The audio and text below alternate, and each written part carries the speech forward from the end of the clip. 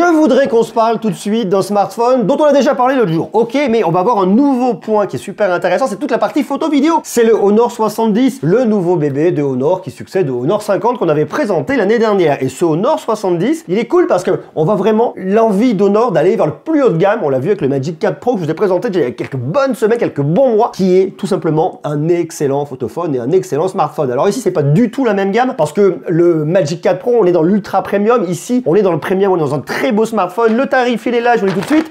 Il coûte, vous avez vu le petit jeté de bras là, je vais faire une crampe, 549 € sur la version 828 et 8256, 599 €. Autant vous dire qu'ici, à moins de 600 balles, on a un smartphone qui est cool, mais pour autant, est-il bon en photo, vidéo et surtout, Honor nous a sorti un mode pas piqué des hannetons, expression 1985, un mode qui est très à part, qui est très différent. Ils sont les seuls à l'avoir. C'est assez intéressant. On regarde ça tout de suite.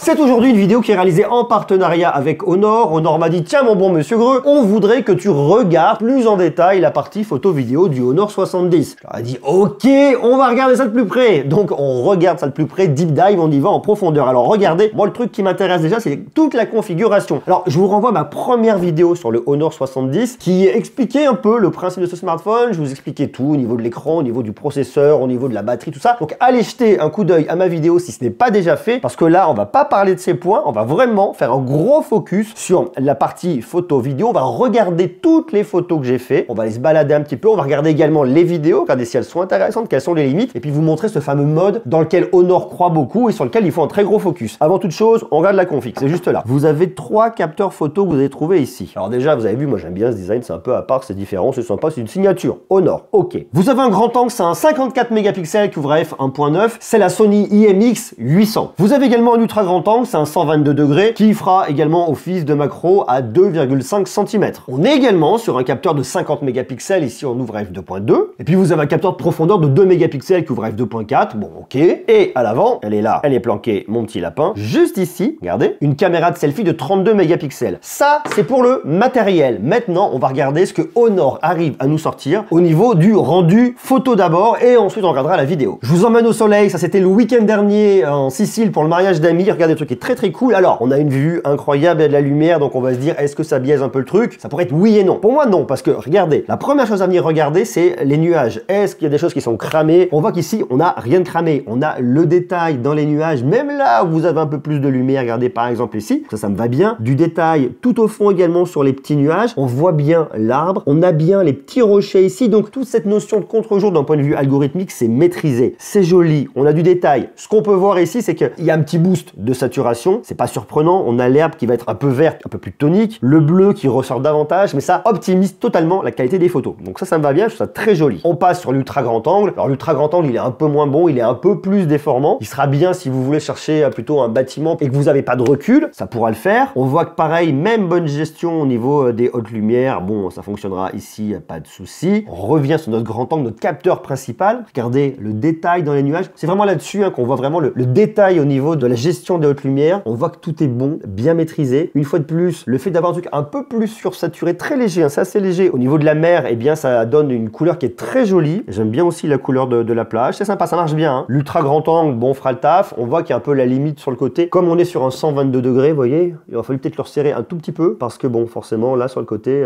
ça étire un peu. Bon, c'est un côté de profondeur qui est pas dégueu non plus. Pareil ici, alors là, le soleil était au-dessus, il a eu un poil plus de mal sur cette partie-là, mais globalement, ça fonctionne. Le reste est très correct. L'ultra grand angle là, bon, il fera le taf, si ce n'est, je vous l'ai dit sur les côtés, mais c'est du point de détail. On peut venir zoomer un petit peu si on le souhaite. Pas énormément parce qu'au bout d'un moment, on viendra dégrader la qualité, mais bon, si vous voulez, vous pouvez le faire. Pas plus, pas moins. La caméra de selfie, elle est pas mauvaise. Alors là, effectivement, j'ai le soleil en pleine tronche, donc fatalement, eh bien, c'est tout optimisé. Le résultat, je le trouve correct. Si je me mets à contre-jour et que je viens chercher un peu les histoires, on voit un peu les limites du truc. C'est-à-dire que au niveau des hautes lumières, ce capteur de 32 mégapixels, il a un petit peu plus de mal. Ce qu'il vient faire ici, c'est il permet de faire ressortir le visage du sujet, mais au détriment de quoi? Au détriment des hautes lumières derrière qui vont être un petit peu plus bouffées. On voit quand même bien un peu la piscine. Vous voyez, là, c'est pareil, là, ça pousse un petit peu au niveau des hautes lumières. Mais bon, faites attention, ne vous mettez pas à contre-jour. À contre-jour, vous verrez, mais fatalement, ça va venir moins bien exposé. On revient sur le capteur principal de grand angle. Ça va vraiment bien, honnêtement. On peut venir zoomer un peu. Bon, on va éviter trop, si ce n'est pour voir de jolies choses. Là, on le voit bien tout de suite, hein, qu'il y a un côté un peu plus sursaturé au niveau de l'herbe. Elle est un peu plus verte que ce qu'elle était en réalité. Mais c'est flatteur, c'est joli. Donc si vous aimez le côté un petit peu flatteur en venant un peu plus saturé, vous aurez un truc qui sera très bien ici. Si vous préférez le truc très naturel, c'est peut-être pas ce qu'il vous faut. Ça c'est vraiment à vous de me le dire, d'ailleurs dites-le moi en bas dans les commentaires. L'ultra grand angle, sensiblement la même chose. La colorimétrie est assez bien maîtrisée, en fait on reste vraiment sur quelque chose qui est très cohérent. Donc ça c'est pareil, je trouve que c'est bien bossé du côté de la marque. Là je suis venu chercher un peu le bazar au niveau de la caméra de selfie parce que j'étais dans une zone qui était plutôt ombragée, avec un beau contre-jour derrière. Vous voyez là il y a un peu plus de mal. Un petit plat de nourriture, ok, petite tomate mozza histoire de se mettre l'eau à la bouche en Sicile. Bon alors la macro, on peut venir la faire, très honnêtement. Je suis pas convaincu au niveau de cette macro. Si vous voulez, si vous aimez, pourquoi pas, mais d'une façon globale, la macro, je l'utilise pas. Après, pour venir shooter des glaces et se donner faim, on peut venir le faire ici, ça fait le taf. Vous voyez là c'est pareil, je suis dans une zone d'ombre, je vais filmer quelque chose qui est très lumineux dehors, et bien dans l'ensemble, c'est pas mauvais. Une fois de plus, le capteur principal, je trouve très joli. Regardez là, c'est super joli. Ça vous fait vraiment de superbes photos, d'un côté comme de l'autre, et même avec le soleil en pleine tronche. On a bien tout ici, le détail, rien n'est cramé, on voit bien la colline. Alors après, c'est l'algo qui vient bosser élément par élément, mais pour vous donner un rendu qui est très qualitatif. Regardez, je vous fais un petit comparatif. Ça, c'est la caméra de selfie, et ça, c'est pas la caméra de selfie. Alors, si vous voulez venir zoomer, vous verrez ici, on voit bien le dos du smartphone dans mes lunettes de soleil. On est exactement au même endroit. On voit juste qu'il y a une petite inversion qui se fait entre ici et ici parce que la caméra de selfie va venir retourner. On voit qu'avec la caméra arrière, eh bien, on a une teinte d'épaule qui est beaucoup plus jolie, tandis qu'avec la caméra de selfie, on a un côté qui est un peu plus bleuté. On le voit notamment ici sur le côté. Vous voyez, c'est un peu plus chaud. Donc, un rendu qui va être un peu plus chaud. Si vous pouvez prendre retourner votre smartphone et que vous arrivez à vous cadrer comme ça, vous aurez de bien meilleures photos avec votre capteur arrière qu'avec votre caméra de selfie. Bon, ok, voilà, c'est du point de détail. Mais dans l'ensemble, je trouve que le rendu est vachement bien. La nuit, ça fonctionne. Elle va pas être aussi bonne qu'un Magic 4 Pro qui fait d'excellentes photos la nuit, mais c'est correct. Il a une bonne gestion des lumières, les scènes ressortent plutôt pas mal. Bon, ça fonctionne. Ici également. Alors, si on veut vraiment être chipoteux pour chipoteux, on voit qu'il vient maîtriser là les petites lumières, mais qui a un côté qui est pas trop naturel. On est sur un smartphone haut de gamme, milieu de gamme. On n'est pas sur du premium, donc on va pas venir chercher le point de détail comme on l'aurait ici sur un Magic 4 Pro. Pareil, photo prise la nuit. On peut venir zoomer un peu si on le souhaite. Là où il faut faire un peu gaffe, c'est que l'algo va chercher un peu à trop pousser pour exposer un peu mieux la nuit, et on le voit au niveau des ciels, vous voyez, c'est pas terrible. C'est là où il y a un peu la limite du truc. Donc il faut quand même qu'il y ait des sources lumineuses, sans quoi ça va être un petit peu trop poussif. Regardez le rendu au niveau de la vidéo. Je trouve que c'est vraiment correct dès lors que vous avez beaucoup de lumière, ça fonctionne. On a une stabilisation dessus, donc c'est pareil. On a un bon rendu. La gestion de haute lumière est pas mal. Bon, il a un petit peu de mal peut-être ici, là, vous voyez, sur quelques petits transats, mais sinon dans l'ensemble c'est pas mal. Je trouve ça plutôt bien. Donc si vous voulez venir faire des vidéos en plein jour, eh bien vous aurez un truc qui sera assez qualitatif. Alors on peut venir zoomer dessus, mais je vous recommande pas de venir zoomer sur la vidéo parce que ça va perdre un petit peu en qualité. Mais dans l'ensemble, le rendu, je trouve très quali. Donc si vous voulez venir faire des vidéos pour vos différents réseaux sociaux, eh bien vous avez ce qui conviendra ici, pas de souci. Et même pour venir filmer de la nourriture, filmer des glaces pour Instagram, TikTok et compagnie. Regardez là, pas mal cette petite glace. Puisque je vous en parle justement d'Instagram, TikTok et compagnie, il y a un mode qui est super intéressant, c'est le mode solo cut. Et c'est un mode sur lequel Honor fait vraiment un très gros focus. Je vous montre comment ça marche. En fait, vous voyez, il y a plein de petits points qui se mettent sur les gens. Vous voyez, par exemple, je sélectionne le monsieur qui part là, hop là.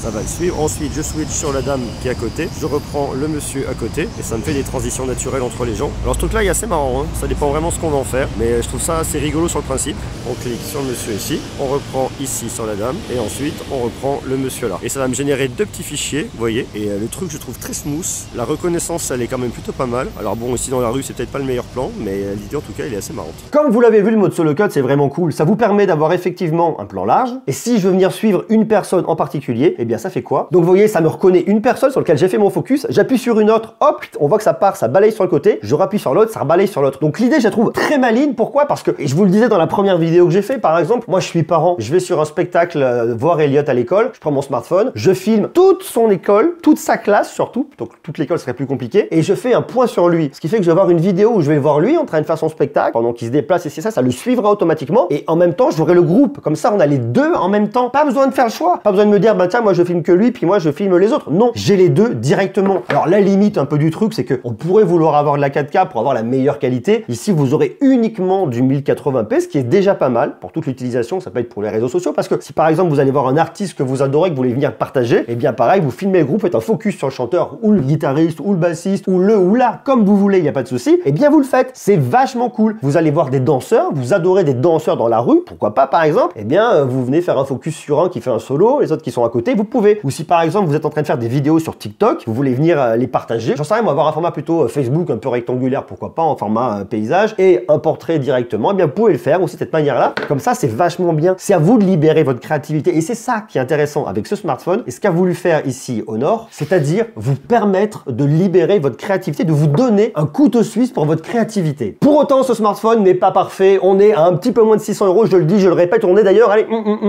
549 € pour la première config en 828 qui ira très bien. C'est d'ailleurs celle-là que je vous recommande. À un peu moins de 550 €, vous avez un smartphone qui sera bon dans plein de domaines. Il ne sera pas exceptionnel en photo sur l'ultra grand angle. La macro ne vous servira globalement à pas grand-chose. Mais par contre, votre caméra principale, votre capteur de 54 mégapixels, il fait le taf et il le fait bien. Donc pour ramener de bons souvenirs à la maison, vous avez de quoi faire. Vous pouvez également faire de la vidéo pour venir faire de la création très facilement avec les différents modes. Et il y en a un paquet et ça marche bien. Donc pas de mauvaise surprise là-dessus. Vous venez également filmer en 4K 30 images par seconde. Ça roule. Vous avez le mode portrait, le mode cliché nocturne, ouverture. Ça, c'est un grand classique aujourd'hui sur Android. Le mode multi-vidéo que je vous avais déjà montré dans ma première vidéo. Vous allez avoir la caméra avant, la caméra arrière. Bon, ok, ça fonctionne. Mais surtout, ce qui est intéressant, et là où il vient de se différencier avec ce nouveau mode, c'est le mode solo cut. Alors le mode solo cut, il n'est pas révolutionnaire, vous n'allez pas l'utiliser tout le temps, mais si vous en avez besoin, et je vous le dis notamment pour venir filmer un spectacle, que ce soit le spectacle de votre enfant, que ce soit dans la rue, un artiste ou compagnie, eh bien vous pouvez le faire. Et c'est un outil en plus qui vient dans la boîte à outils des créateurs, donc je trouve ça assez marrant. Donc ce que j'aime bien, et ce que je trouve cool aujourd'hui avec Honor,